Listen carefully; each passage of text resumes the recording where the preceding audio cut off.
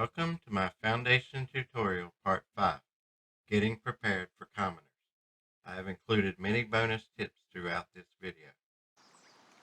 Hello everyone, I am the Gray Cat, and in this video we will explore some key concepts that will help you prepare your village for promoting some of your serfs to commoners. The concepts I am talking about are, in no particular order, quest, influence and splendor, expansion, industry, and trade.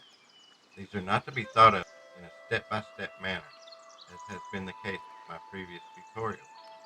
Rather, these concepts are an overall approach that you should understand in order to keep your village happy and prosperous as it grows. First, let's talk about quests, influence, and splendor. From time to time, monks and envoys will visit your village to ask for certain goods or materials. They will give you a choice of which estate or faction you want to deliver to: kingdom, clergy, or labor. Upon completion of the quest, you will gain influence with whichever estate you chose. You can also choose to keep your resources if the quest is too difficult or impossible to get done. Berries are the easiest quest to complete in the early part of the game. You can then spend the influence points to unlock items from the estate's panel. Splendor is gained when you build certain buildings. For example, market and lord manor buildings give you splendor for labor, churches for clergy, and military buildings for kingdom. We will go over military buildings in a future video. Next, we'll discuss expansion. I'll break this down into 3 categories, and those are territory, lord manor, and the church. You will have earned a free territory from unlocking your first trade route.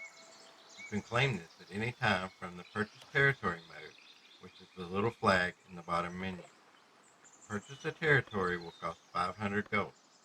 Anytime you add a new territory, whether free or purchased, will progressively increase your taxes.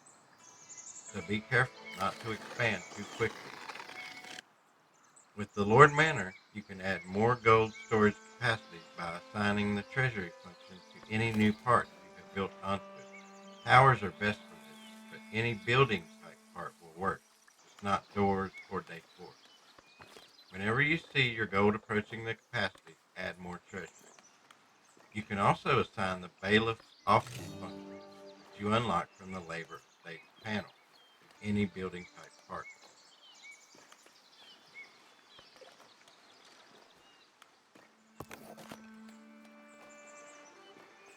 You have to nominate a bailiff from among your villagers, and then select a mandate for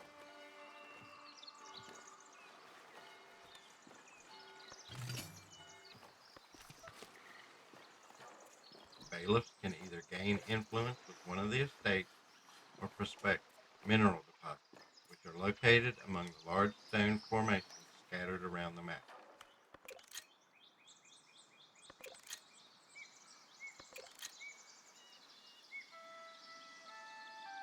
Whenever the bailiff finishes a mandate, you can assign them a different one. As for the church, you'll need to add extensions or even more courts as your serf population increases.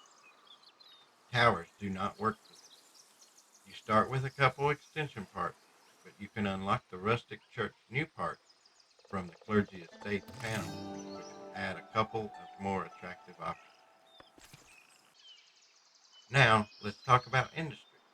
By this, I mean industry that you can do before you promote anyone to commoner.